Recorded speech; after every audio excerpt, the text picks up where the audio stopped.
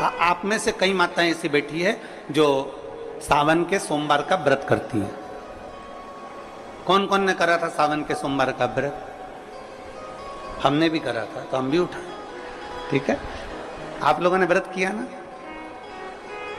अब आप में से और हम में से कई माताएं बहन भाई ऐसे होंगे जो व्रत करे होंगे, तो उन्होंने एक टाइम फलार किया होगा, एक टाइम जम के बोलो भोजन किया होगा। आप में से कई लोग ऐसे होंगे जिन्होंने एक टाइम फलार करा तो दूसरे समय पर भी फलार किया होगा। आप में से कुछ लोग ऐसे होंगे जो एक टाइम केवल फलाहार करे होंगे, दूसरे समय कुछ भी नहीं लिया। बोलो बोलो, सही है कि गलत है? अब ईमानदारी से बोलना। आप में से कई लोग ऐसे होंगे जिन्होंने दिन भर कुछ भी नहीं खाया होगा, केवल एक गिलास दूध, एक फल और बाबा का प्रसाद लेकर और व्रत कर लिया। अब आप में से कई लोग ऐसे भी होंगे जिन्होंने दोनों समय भोजन करा होगा और सुबह नाश्ता भी किया होगा, दिन में पानी पूरी भी खाई होगी, शाम को थोड़ा भगर भी, सब खाया। अब जरा बहुत बहुत गहन चिंतन वाला विषय है, जरा ध्यान दीजिएगा।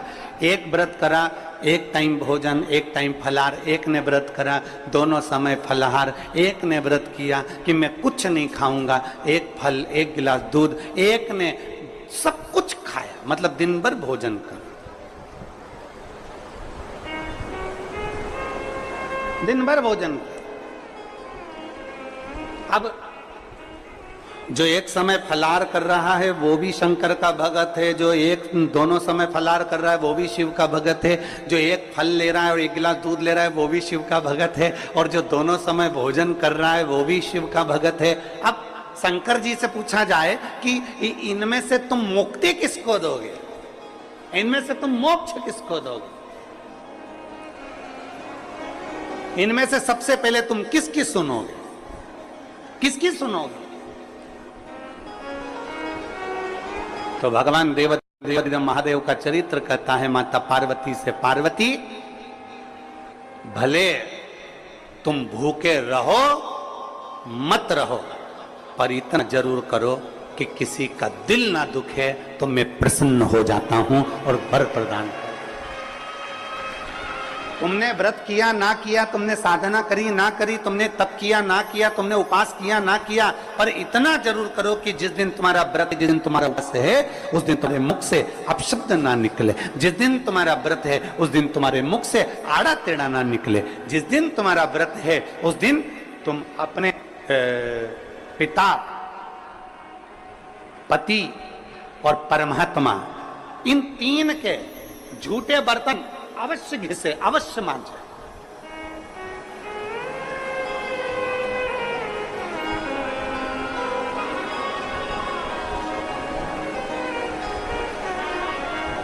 घर के सारे बर्तन, बर्तन मांजने वाली कोई आए वो मांजे, मना नहीं है, पर 3 बर्तन अपने को खुद मांजना चाहिए। पहले नंबर पर पिता के झूठे बर्तन, दूसरे नंबर पर पति के झूठे बर्तन, और तीसरे नंबर पर परमात्मा के झूठे बर्तन हमें स्वयं मांजना चाहिए, हमें स्वयं।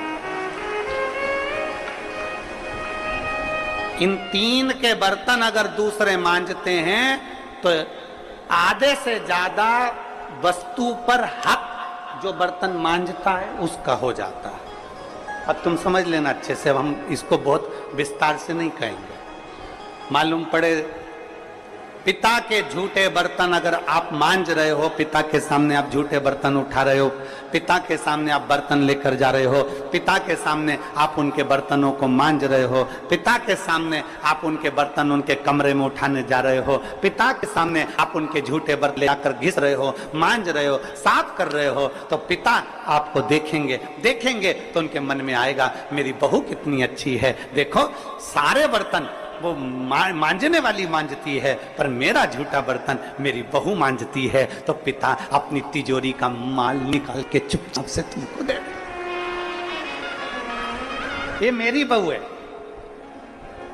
सारे बर्तन दूसरे मांजते हैं, पर मेरी बहू मेरे बर्तन मांजती है। मेरी बहू मेरी सेवा करती है, मेरी बहू मेरी चाकरी करती है, मेरी बहू मेरे बर्तन घिसती है। दूसरे नंबर पर पति, पति के बर्तन, पति ने जिस बर्तन में भोजन किया है उसका बर्तन बर्तन मांजने वाला नहीं, उसके बर्तन पत्नी को मांजना चाहिए। और अगर पति के झूठे बर्तन कोई दूसरा मांजने लगता है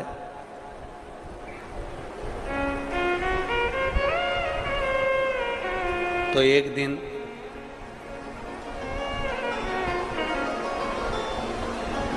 सेठानी नौकरानी और नौकरानी सेठानी हो जाती है। भरोसा नहीं, बहुत सावधानी, बहुत सावधान। पिता, पति के झूठे बर्तन भी पत्नी को मांजना चाहिए। स्वामी के झूठे बर्तन मांजोगी, पति की दृष्टि में आएगा सारे घर के बर्तन दूसरे मांजते हो, पर मेरी पत्नी मेरे बर्तन मांजती है, पत्नी मेरे झूठे बर्तन उठाती है, मेरी पत्नी मेरे झूठे बर्तन संभालती है, मेरी पत्नी मेरे झूठे बर्तन उठाकर रखती है। मतलब उसकी दृष्टि में आपका भाव बढ़ता चले जाएगा। तो आपको जिस दिन तुम बोलो कि मुझे ये चाहिए, पति को याद आ जाएगा ये मेरी सेवा करती है, झूठे बर्तन तक संभालती है, तो तुरंत साड़ी भी दिलाएगा, करवा चौथ की अंगूठी भी दिलाएगा, निश्चित। एक पिता, एक पति, और तीसरे नंबर पर बोलो, सब बोलो जम के जरा, परमात्मा।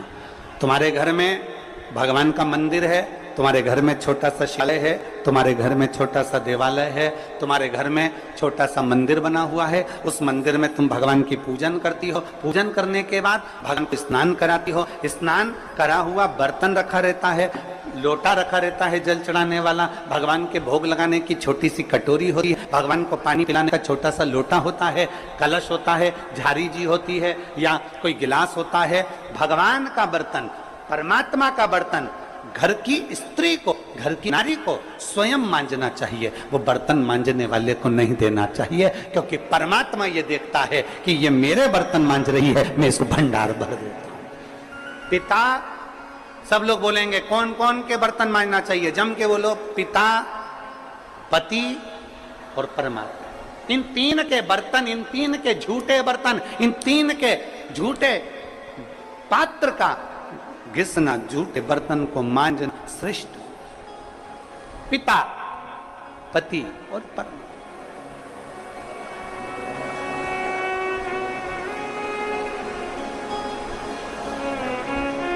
श्रेष्ठ। एक विश्वास अपने भीतर जागृत करिए, और जिस दिन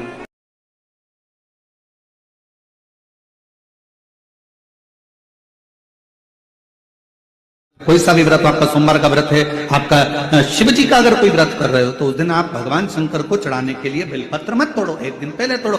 क्यों कहा गया? हमारे शास्त्र क्यों कहते हैं कि पशुपतिनाथ का व्रत कर रहे हो तो बेलपत्र को एक दिन पहले तोड़ना, सोमवार का व्रत कर रहे हो तो बेलपत्र को एक दिन पहले तोड़ना, प्रदोष का व्रत कर रहे हो तो एक दिन पहले व्रत को, बेलपत्र को तोड़ना।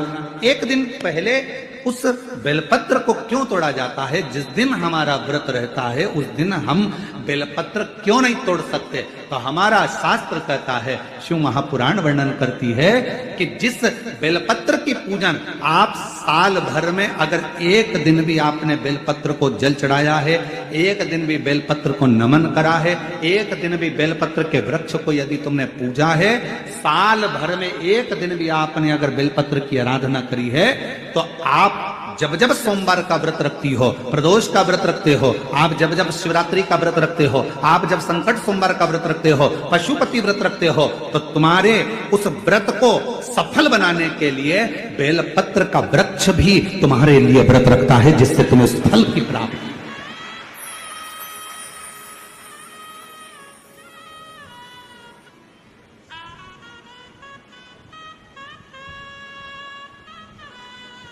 कथा सुनने आ रहे हो? घर के बाहर बेलपत्र का पेड़ है, कथा श्रवण करने जा रही हूं, बेलपत्र का वृक्ष है। नहीं, आपको अगर कथा सुनने जा रहे हो तो बेलपत्र अगर चढ़ाना है तो एक दिन पहले आप बेलपत्र को उतारो। कथा सुनने के लिए जा रही हूं और बेलपत्र रास्ते में से तोड़ कथा में जाकर बैठ गई, बेलपत्र शिव पुराण को समर्पित कर दिया या कथा में समर्पित कर दिया या विचार करा कि मेरा बेलपत्र व्यासपीठ तक जाएगा, झोली में डाल दिया। ध्यान रखना, कथा सुनने के लिए आ रही हो, सामने बेलपत्र का वृक्ष दिख गया, उसको झुककर प्रणाम करो, नमन करो और कहो मेरे बाबा, मेरे शंभु, आपका दर्शन कर कर जा रही हूं। मैं जानती हूं इस बेलपत्र के वृक्ष में गौरी शंकर हैं, मैं जानती हूं इस बेलपत्र के वृक्ष में नारायण लक्ष्मी है, मैं जानती हूं इस बेलपत्र के वृक्ष में 64 योगनियां है, मैं जानती हूं इस बेलपत्र के वृक्ष के तने में स्वयं कुबेर बैठकर साधना करता है।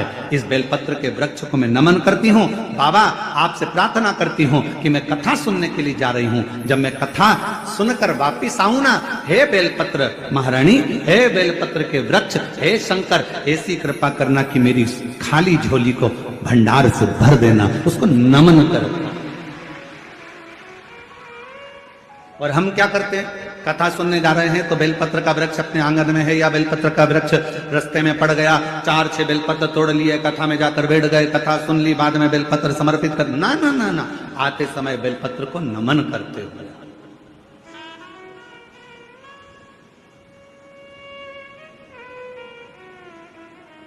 प्रणाम करते हुए, विनय करते हुए। और मैंने तेरे ही भरोसे बाबा, तेरे ही भरोसे हवा बिच उड़ती जागी, बाबा डोर हर तो छड़ी नामे कटी जागी, बोले मैं तेरी पत्नी शंभु, मैं तेरी पतंग हवा बिच उड़ती जागी, बाबा डोर हटो छड़ी नामे कटी जागी, बोले मैं तेरी। आप उसको नमन करिए। कई लोग कहते हैं गुरुजी हमने पशुपतिनाथ का व्रत किया, हमने 16 सोमवार करे, हमने सोमवार का व्रत करा, हमने प्रदोष करी, हमने बाबा की सोमवारी का व्रत करा, मेरा बाबा मेरा सुनता क्यों नहीं है? हम गलती कर दिए। हम जिस दिन हमारा व्रत था उस दिन हमने बेलपत्र को तोड़ लिया, उतार लिया, हम भूल गए। हम सबसे कहेंगे, अगर YouTube पर हमारी पूर्व की कथा डली हो, एक पुष्प शिव महापुराण की कथा, त्रिपुंड शिव महापुराण की कथा, बेलपत्र शिव महापुराण की कथा, जब पुरानी जो YouTube पर हमारे YouTube पर अगर डली हो तो वो कथा को आप निकालना, उसको एकांत में बैठकर थोड़ा सा श्रवण करना कि पुष्प का महत्व क्या है।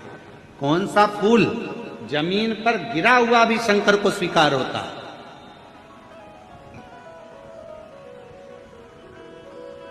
कौन सा पुष्प शिव को किस स्थान पर चढ़ाया जाए, क्यों सोमवार, अष्टमी और ये अन्य जितनी तिथियां होती हैं, अमावस्या, पूर्णिमा, प्रदोष, चतुर्दशी, त्रयोदशी, ऐसा वर्णन उसमें आता है कि इन दिन बेलपत्र को नहीं तोड़ा जाता। अष्टमी, नवमी, ये तिथियां हैं, क्यों नहीं तोड़ा? इसलिए क्या कारण है कि इन तिथियों पर बेलपत्र को नहीं तोड़ा जाता? तो कहा, जब हम रोज बेलपत्र को जल चढ़ाते हैं, शंकर की आराधना करते हैं, तो बेलपत्र के वृक्ष के नीचे बैठकर देवता भी हमारे कल्याण की कामना करते।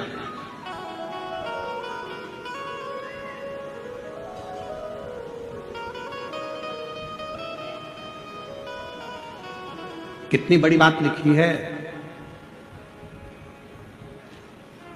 लिंग पुराण को उठाकर अगर आप पढ़ेंगे तो उसमें लिखा है, 1.25 किलो सोने के सिंहासन पर कितने किलो? जम जम के बोलो जरा, आवाज नहीं आई। 1.25